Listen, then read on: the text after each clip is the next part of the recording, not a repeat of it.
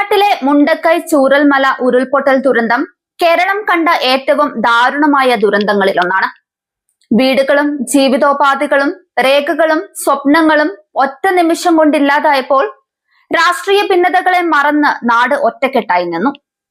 എന്നാൽ അന്നും അതിന്റെ ഇടയിലൂടെ രാഷ്ട്രീയ ഭിന്നപ്പുണ്ടാക്കാൻ കോൺഗ്രസിന്റെ കുരുട്ടുബുദ്ധി മാത്രം ചലിച്ചുകൊണ്ടിരുന്നു.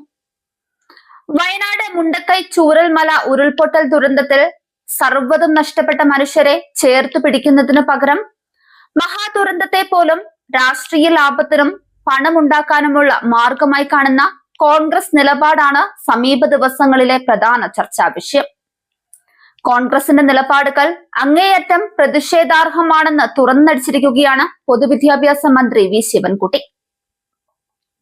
മുഖ്യമന്ത്രിയുടെ ദുരിതാശ്വാസ നിധിയിലേക്ക് പണം നൽകേണ്ടതില്ലെന്ന പ്രിയങ്ക ഗാന്ധിയുടെ നിലപാട് കേരളത്തോടുള്ള പരസ്യമായ വെല്ലുവിളിയാണെന്നും ജനങ്ങളെ വഞ്ചിക്കുന്ന തന്ത്രങ്ങളാണ് കോൺഗ്രസ് ഇവിടെ പയറ്റുന്നതെന്നും മന്ത്രി പറയുന്നുണ്ട്.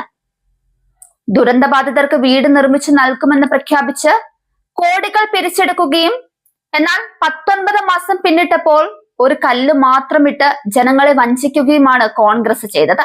ഇപ്പോൾ തിരഞ്ഞെടുപ്പ് മുന്നിൽ കണ്ടു നടത്തുന്ന കല്ലിടൽ നാടകം ആർക്കും മനസ്സിലാകാത്തതല്ലെന്നും മന്ത്രി പറയുന്നുണ്ട്. സാധാരണക്കാർ തങ്ങളുടെ കുടുക്ക പൊട്ടിച്ചും പാവപ്പെട്ടവർ പെൻഷൻ തുക മാറ്റിവെച്ചും ദുരിതാശ്വാസ നിധിയിലേക്ക് സംഭാവന ചെയ്യുമ്പോൾ വയനാടിന്റെ സ്വന്തം MP ഫണ്ട് പോലും നൽകുന്നില്ലെന്ന് പറയുന്നത് കോൺഗ്രസിന് ജനങ്ങളോടുള്ള പ്രതിബദ്ധതയില്ലായ്മയാണ് വെളിപ്പെടുത്തുന്നത്. ഇടതുപക്ഷ ജനപ്രതിനിധികൾ തങ്ങളുടെ ശമ്പളവും ഫണ്ടും നാടിന്റെ പുനർനിർമ്മാണത്തിനായി സന്തോഷത്തോടെ നൽകിയപ്പോൾ രാഹുൽ ഗാന്ധിയും പ്രിയങ്ക ഗാന്ധിയും നയാ പൈസ നൽകാൻ തയ്യാറായില്ല എന്നത് ചരിത്രം രേഖപ്പെടുത്തും.